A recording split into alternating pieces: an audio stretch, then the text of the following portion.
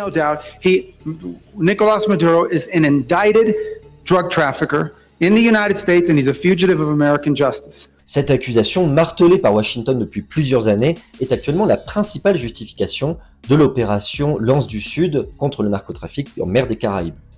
Le président vénézuélien lui-même, Nicolas Maduro, est d'ailleurs sous la coupe de sanctions de Washington, accusé d'être à la tête d'une organisation récemment classée terroriste par les États-Unis, le Cartel de los Soles. Un cartel donc, un nom qui évoque ou fait référence à d'autres organisations dans l'imaginaire collectif comme le cartel de Medellín, autrefois dirigé par Pablo Escobar dans les années 80-90 en Colombie, ou actuellement le cartel de Sinaloa ou cartel Nueva Generación, Jalisco Nueva Generación au Mexique.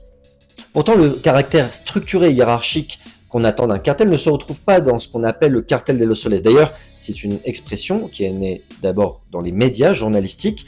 C'est désormais plutôt une expression pour désigner le système de corruption et d'un clientélisme endémique au Venezuela qui s'est renforcé sous la République bolivarienne à partir de 1999. D'ailleurs, le Venezuela, pour rappel, est dirigé depuis 1999 par une idéologie qu'on appelle le chavisme, du nom de son premier président d'alors, Hugo Chavez, qui avait instauré la République bolivarienne, république qui se réclame d'une idéologie du socialisme et qui, notamment, a nationalisé certains secteurs clés, comme ceux, nous le verrons plus tard, du pétrole et des hydrocarbures. Depuis l'arrivée au pouvoir de Nicolas Maduro en 2013, le régime maintient cette ligne idéologique du chavisme tout en faisant face à une grave crise économique, politique, sociale et même de légitimité, accentuée par les sanctions internationales et les tensions internes. Mais revenons aux accusations de narcotrafic contre le Venezuela, que les États-Unis appellent un narco-État. Depuis septembre 2025, les États-Unis mènent une série de frappes, surtout en mer des Caraïbes, mais également un peu dans le Pacifique, contre ce qu'ils appellent des narco-lanchas, avec au moins 30 bateaux attaqués et plus de 100 personnes tuées, incluant au moins un cas de double frappe pour tuer les survivants. Washington affirme qu'il s'agit de navires liés au trafic de drogue, mais aucune preuve n'a été rendue publique jusqu'à présent par les forces d'armée américaines, notamment par exemple des données de géolocalisation ou une liste de noms des personnes qui ont été tuées, bombardées sur les narco-lanchas.